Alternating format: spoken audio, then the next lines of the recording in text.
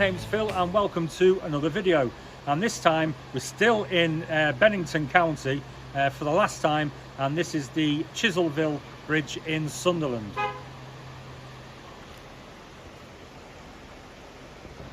The Chiselville Bridge is also known as the High Bridge for obvious reasons that will become apparent, and it's a lot of the bridges around this area were flooded in a huge flood in 1927. This bridge, understandably, remains standing. It's a 117-foot long town lattice.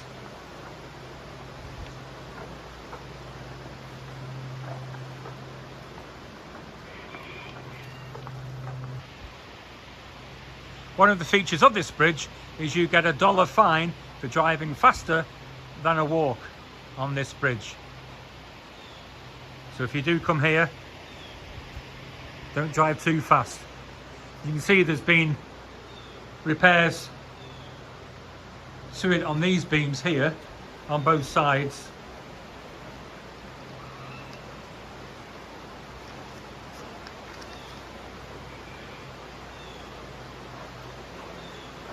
And the view from up here is spectacular. But I know what you're all asking, and it's what I'm going to hope to do, is bring you the view from down there. So you're going to have to bear with me, A, because there's a car coming, and we'll all get to the one side, while I go and find a way down. Thank you.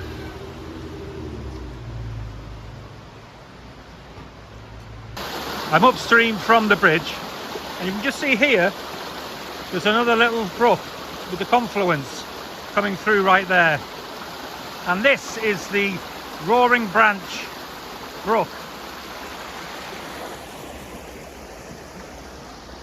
and there in all its beauty is the Chiselville Bridge. Now there is absolutely no way, there's absolutely no chance of that bridge getting caught in the flood.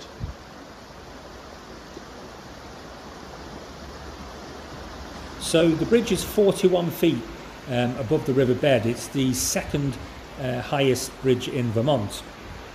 There was a previous bridge on the site, and that was succumbed to weather, but it wasn't flooding. It was extremely strong winds blew it down. So the bridge isn't entirely safe. In 1971, two trucks that were carrying gravel, and both were over the weight, the weight that they should have took, caused severe damage to the base, the floor of the bridge. As a result, it was closed for a while and it had to be repaired. The centre column that you've just seen in the middle of the river, that was added in 1973 to further strengthen it. The bridge takes its name from a local factory that made chisels, and the philanthropist that owned the factory also built houses for the workers there, and that little set area became known as Chiselville, hence the Chiselville Bridge.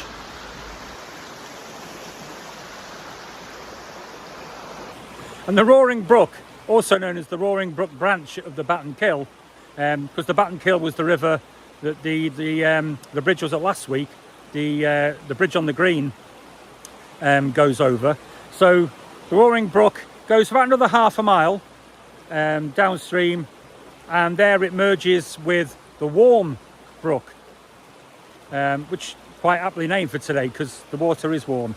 Merges with the Warm Brook, and about a mile later that merges with the Battenkill, and as we know, the Battenkill ends up into the Hudson River. So I'm going to leave this beautiful scene, this beautiful gorge. I'm going to make my way back up, and I've got some more interesting little facts about this bridge, including a role in a Hollywood movie, would you believe?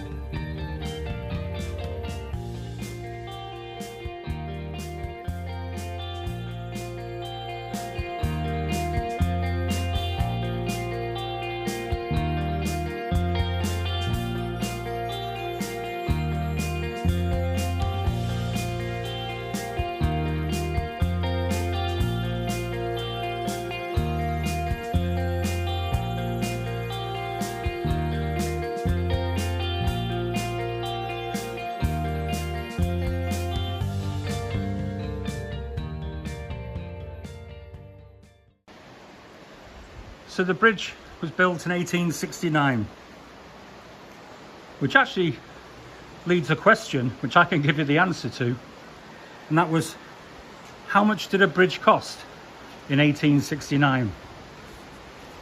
Well, covered bridge author Edna Barner, she actually looked into this, and this is what she came out with.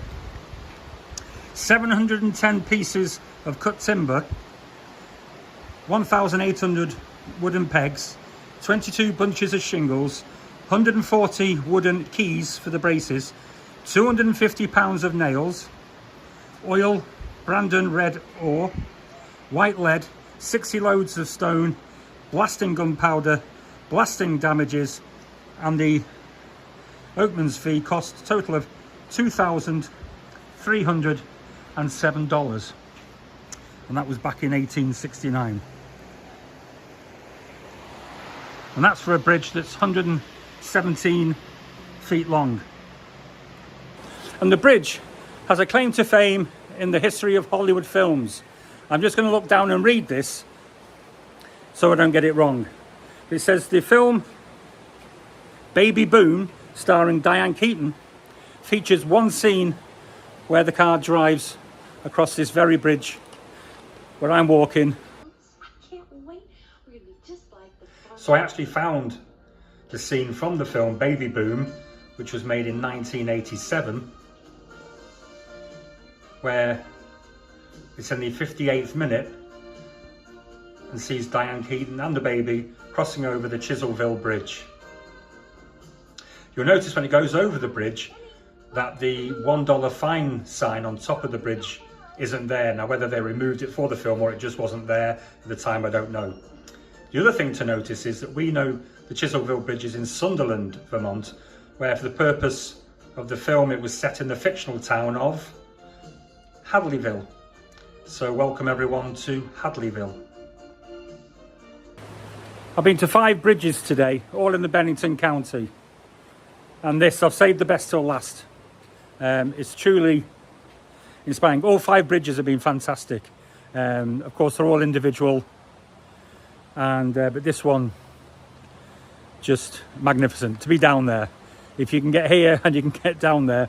And it's a bit of a scramble all the way down a mad path, all the way down there. And I was a bit out of breath when I got to the top. But trust me, it was worth it. So this concludes all the bridges in Bennington County. So if you haven't seen the rest of the episodes in Bennington, it's Silk Road Bridge is episode 3, the Paper Mill Bridge episode 4, and the Burt Henry Bridge in episode 5. If you live in the area, they are only 2 miles between all 3 of them. The Bridge at the Green was episode 6. That's about a 25-minute drive from Bennington. And then from the Bridge at the Green in Arlington to Chiselville Bridge, it's about a 10-minute drive. Go and enjoy them. So again, come to the end of this video.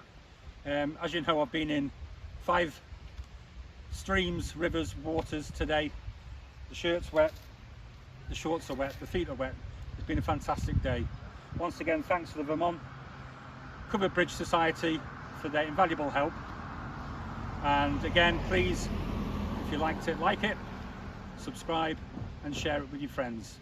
And that's it from me. Until next week, I'll see you again. Bye.